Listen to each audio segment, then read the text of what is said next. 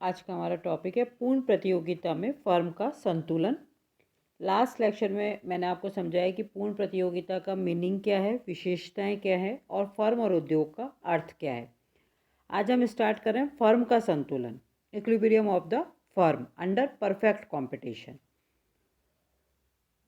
Firm के संतुलन के लिए हमें दो मेथड्स होते हैं। पहला मेथड कुल आगम तथा कुल लागत विधि, total revenue and total cost विधि, जिसको हम शॉर्ट में बोलेंगे टीआर तथा टीसी विधि।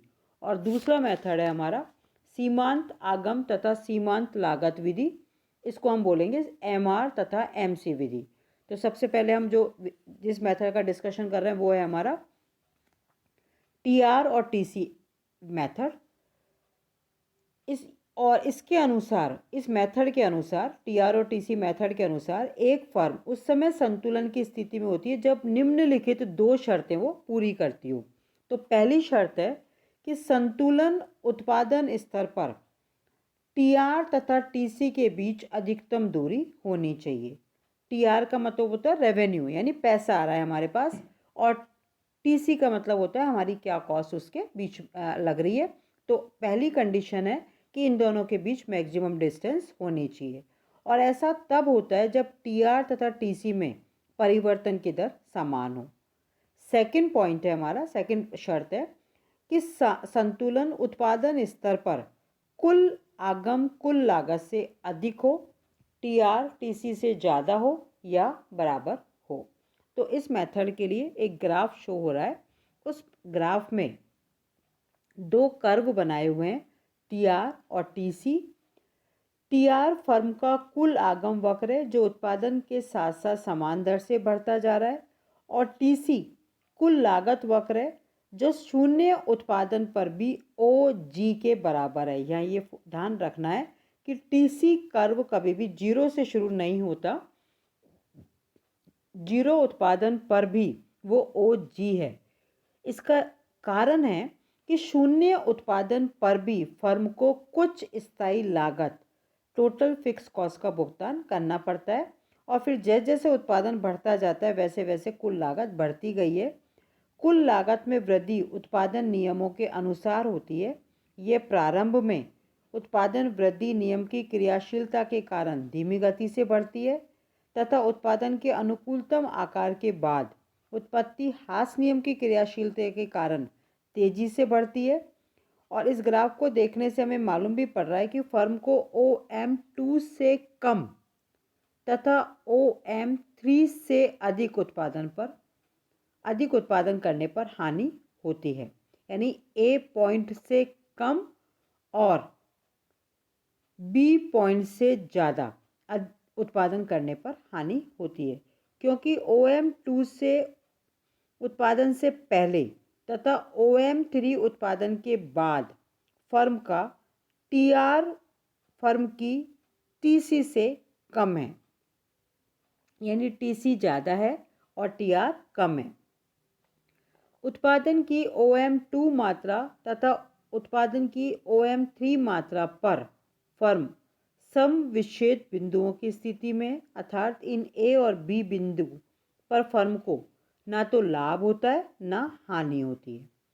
फर्म के कुल आगम और कुल लागत में अधिकतम दूरी OM उत्पादन स्तर तथा OM1 उत्पादन स्तर पर है। इन बिंदुओं पर कुल आगम तथा कुल लागत का ढाल भी समान है, परंतु फर्म का संतुलन OM1 पर ना होकर OM पर होगा, क्योंकि OM1 पर टीआर टीसी से अधिक अथवा बराबर नहीं है बल्कि कम है, जबकि OM उत्पादन स्तर पर टीआर टीसी से EF के बराबर अधिक है। अतः फर्म OM उत्पादन पर संतुलन की स्थिति में होगी और अधिकतम लाभ कमाएगी।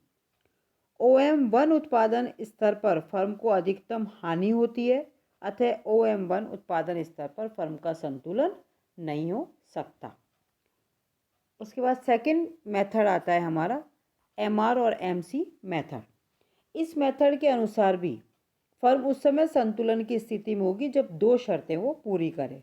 तो पहली शर्त है कि फर्म उस बिंदु पर संतुलन की स्थिति में होगी जहां फर्म की एमआर और एमसी दोनों बराबर बराबर हो। और दूसरा शर्त है कि संतुलन बिंदु पर फर्म का एमसी कर्व एमआर कर्व को नीचे की ओर से काटता हुआ हो। तो यहाँ भी एक ग्राफ शो किया हुआ है और उस ग्राफ में पी एल फर्म का डिमांड कर्व, औसत आगम कर्व और सीमांत आगम वक्र है। एमसी वक्र फर्म का सीमांत लागत वक्र है और एमसी वक्र ने फर्म के एमआर वक्र पीएल को एफ और ई बिंदुओं पर काटा है। अर्थात फर्म का एमआर तथा फर्म की एमसी एफ और ई बिंदुओं पर एक दूसरे के बराबर है। फर्म का संतुलन एफ बिंदु पर ना होकर ई बिंदु पर होगा, क्योंकि एफ बिंदु पर एमसी और एमआर दोनों एक दूसरे के बराबर तो हैं, परंतु यहाँ एमसी वक्र फर्म के एमआर वक्र को ऊपर से काटता है। अतः उत्पादन बढ़ाने पर सीमांत लागत घटेगी, जिससे उत्पादन बढ़ाने पर फर्म को लाभ होगा। अतः उत्पादन बढ़ाती जाएगी और ई बिंदु पर संतुलन की स्थिति में होगी। इस बिंदु पर फर्म का एमसी वक्र एमआर वक्र को नीचे से काटता है, तो इस बिंदु पर फर्म को सबसे ज़्यादा लाभ होगा। इसके बाद भी यदि फर्म उत्पादन बढ़ाती है तो फर्म की सीमांत लागत फर्म की सीमांत आगम से अधिक हो जाएगी, अतः फर्म को हानि होगी। तो ई बिंदु संतुलन बिंदु है जिस पर फर्म OM1 मात्रा में वस्तु का उत्पादन करेगी। अब ये दो जो हमारे मेथड थे संतुलन के, टीआर और टीसी और एमआर और एमसी मेथड, इसके बाद हमारा मेन फोकस आता है कि अल्पकाल में फर्म का संतुलन, और उसके बाद हम पढ़ेंगे दीर्घकाल में फर्म का संतुलन। लेकिन अल्पकाल और दीर्घकाल में फर्म के संतुलन से पढ़ने से पहले हम ये डिस्कशन करेंगे यहाँ कि अल्पकाल और दीर्घकाल होता क्या है। तो अल्पकाल समय की वह अवधि होती है जिसमें वस्तु की मांग में वृद्धि होने पर एक फर्म वस्तु की पूर्ति में वृद्धि उत्पादन के केवल कुछ साधनों की मात्रा में वृद्धि करके ही कर सकती है। अल्पकाल में केवल परिवर्तनशील साधनों की मात्रा जैसे श्रम, कच्चा माल, ईंधन आदि में वृद्धि करके ही उत्पादन में वृद्धि की जा सकती है। अल्पकाल में उत्पादन के कुछ साधनों में परिवर्तन करना संभव नहीं होता, जैसे मशीनरी, भूमि, कारखाना, भवन आदि। अल्पकाल में जिन साधनों की मात्रा को परिवर्तित नहीं किया जा सकता उन्हें स्थायी साधन कहा जाता है। अल्पकाल में स्थायी साधनों की मात्रा में परिवर्तन की संभावना नहीं होने के कारण उद्योग में न तो नई फर्में प्रवेश कर सकती हैं और न ही पुराने फर्में उद्योग छोड़ सकती हैं। अल्पकाल में वस्तु की कीमत उद्योग की कुल मांग और पूर्ति के द्वारा निर्धारित होती है और यह कीमत फर्मों के लिए दी हुई होती है। फर्में अपनी उत्पादन लागतों के अनुसार उत्पादन को समायोजित कर सकती है। तो यानी अल्पकाल में हम ये कह सकते हैं शॉर्ट में कि कुछ साधन परिवर्तनशील होते हैं और कुछ साधन स्थायी होते हैं तथा ये समय अवधि कम होती है। जबकि दीर्घकाल में समय ज़्यादा होता है, इसमें सभी फर्में या सभी साधनों के उत्पादन में वृद्धि करना संभव होता है, इसलिए इसको दीर्घ अवधि कहा जाता है। इसके बाद हम डिस्कस करेंगे कि अल्पकाल में फर्म का संतुलन किस प्रकार से होगा।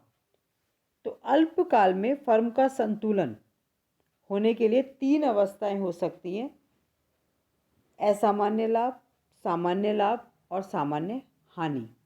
ये तीनों स्थितियां इस पर डिस्कस करते हैं। पहली स्थिति जो हम ले रहे हैं वो है हमारा एबनॉर्मल प्रॉफिट, असामान्य लाभ। इसका ग्राफ आपके सामने बना हुआ है, उसी को मैं डिस्कस कर रही हूँ।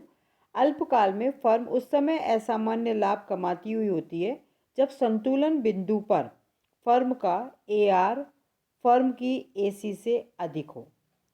इस ग्राफ में पीएल फर्म का एआर और एमआर वक्र है। फर्म की अल्पकालीन सीमांत लागत वक्र एसएमसी है, जो फर्म के एमआर कर्व को ई बिंदु पर काटता है। अब यह संतुलन बिंदु है जिस पर फर्म ओएम मात्रा का उत्पादन करेगी, जिसकी औसत लागत ओसी या एम बी है और औसत आगम ओपी या एम ई है। तो फर्म को बी ई या सी पी के बराबर औसत लाभ होता है, अर्थात पी सी बी ई के बराबर कुल सामान्य लाभ फर्म कमा रही है, क्योंकि आगम ज़्यादा है और कॉस्ट कम है। सेकंड पॉइंट आता है हमारा सामान्य लाभ और सामान्य हानि। तो अल्पकाल में फर्म को न लाभ न हानि की स्थिति में भी हो सकती है फर्म।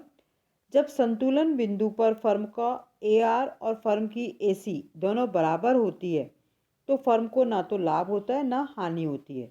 तो यहाँ डायग्राम में हमने शो किया हुआ है। यहाँ एमसी कर्व ने एमआर कर्व को ई बिंदु पर काटा है और इस ई बिंदु पर कॉस्ट भी वही है, आगम भी वही है, यानी आगम बराबर लागत है। तो फर्म को ना तो प्रॉफिट होता है ना हानि होती है, केवल सामान्य लाभ होता है। और तीसरी स्थिति होती है हमारी हानि की स्थिति। और अल्पकाल में फर्म को हानि भी हो सकती है, परंतु फर्म अल्पकाल में अधिकतम हानि स्थायी लागतों के बराबर उठा सकती है, क्योंकि अल्पकाल में उत्पादन बंद करने पर भी फर्म को स्थायी लागतों का भुगतान करना पड़ता है। यदि संतुलन बिंदु पर फर्म की एसी एआर से अधिक है तो फर्म को हानि होगी।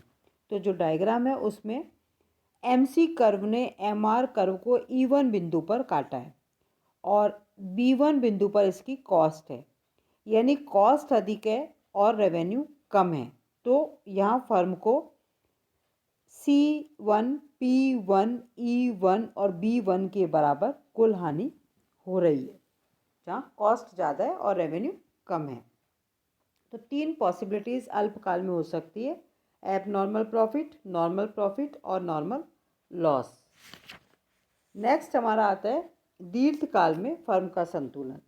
तो दीर्घकाल में नई फर्में प्रवेश करती है और नई फर्में प्रवेश करने से वापस जो एबनॉर्मल प्रॉफिट होता है वो नॉर्मल प्रॉफिट में चेंज हो जाता है और यह स्थिति बनी रहती है। तो दीर्घकाल में फर्म को केवल असामान्य लाभ होता है, ना तो सामान्य लाभ होता है ना ही हानि होती है। तो इसको भी हमने ग्राफ से दिखाया हुआ है।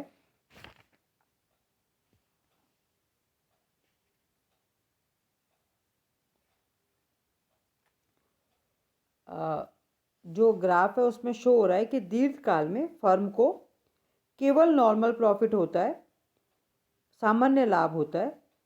हमारा यहाँ जो ग्राफ में पॉइंट है वहाँ देखो आप पी बिंदु पर P बराबर LAR बराबर LAC बराबर LMR LMC, यानी सारे बराबर है, कॉस्ट और रेवेन्यू सब बराबर है। तो फर्म को नॉर्मल प्रॉफिट हो रहा है और LMC ने LMR को ई बिंदु पर काटा है, तो ई संतुलन बिंदु है और संतुलन बिंदु पर फर्म OM मात्रा का उत्पादन और विक्रय करेगी। इसकी औसत लागत और औसत आगम दोनों बराबर है, तो फर्म को न लाभ हो रहा है न हानि, केवल सामान्य लाभ प्राप्त हो रहा है। तो ये फर्म की कंडीशन थी। फर्म के संतुलन के लिए दो शर्तें, दो मेथड हैं, TR और TC मेथड, MR और MC मेथड। उसके बाद अल्पकाल में फर्म को तीन सिचुएशन हो सकती है: आदि सामान्य लाभ और सामान्य हानि। और दीर्घकाल में फर्म को केवल सामान्य लाभ होता है, केवल ना तो एबनॉर्मल प्रॉफिट होता है ना लॉस होता है। ये हमने डिस्कस किया फर्म का, और नेक्स्ट में हम डिस्कस करेंगे उद्योग का। आज के लिए इतना ही।